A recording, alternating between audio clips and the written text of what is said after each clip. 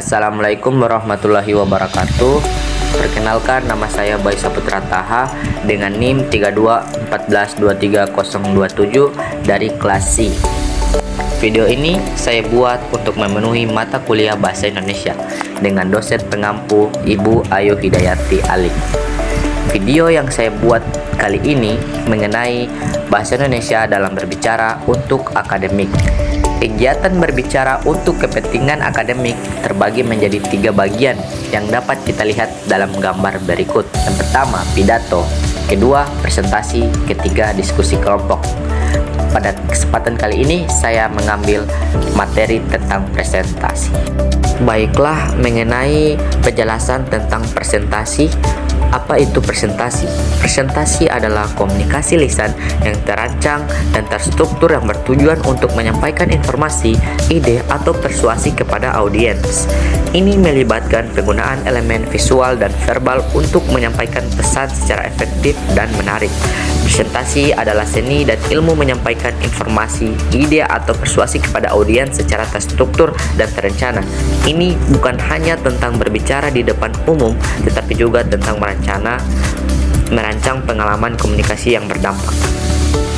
Dalam topik pembahasan, di sini ada 3 poin penting dalam presentasi saya kali ini. Di antaranya, pertama, aspek kunci dari presentasi, kedua, jenis-jenis presentasi, ketiga, keterampilan presentasi yang efektif. Aspek presentasi. Pada bagian aspek presentasi, saya mengambil 5 poin. Yang pertama, tujuan yang jelas.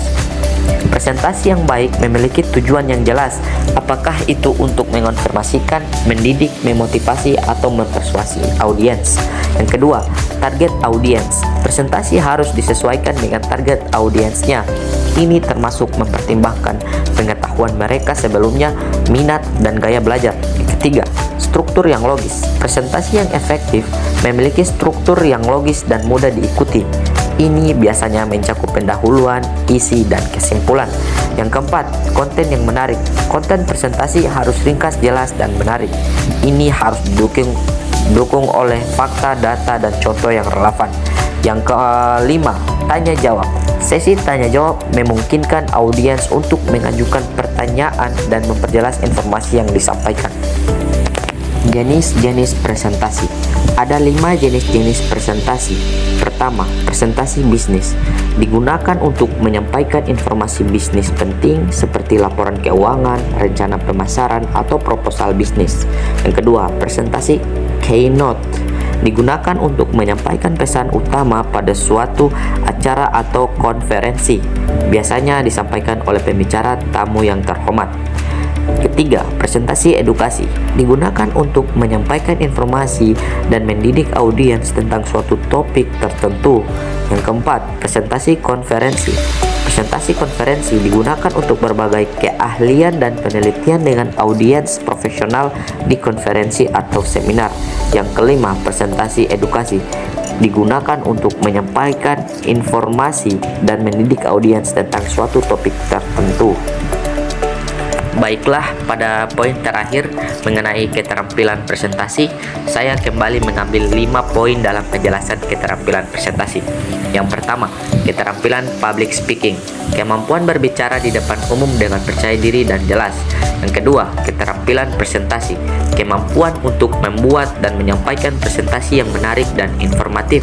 Yang ketiga, keterampilan visualisasi. Kemampuan untuk menggunakan visualisasi secara efektif untuk mendukung pesan Anda. Yang keempat, keterampilan bercerita.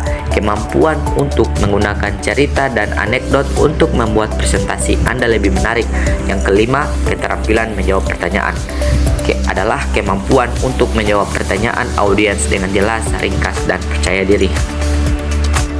Baiklah, tadi adalah penjelasan mengenai apa itu presentasi. Sekian dari saya. Wabillahi taufiq wal hidayah. Wassalamualaikum warahmatullahi wabarakatuh.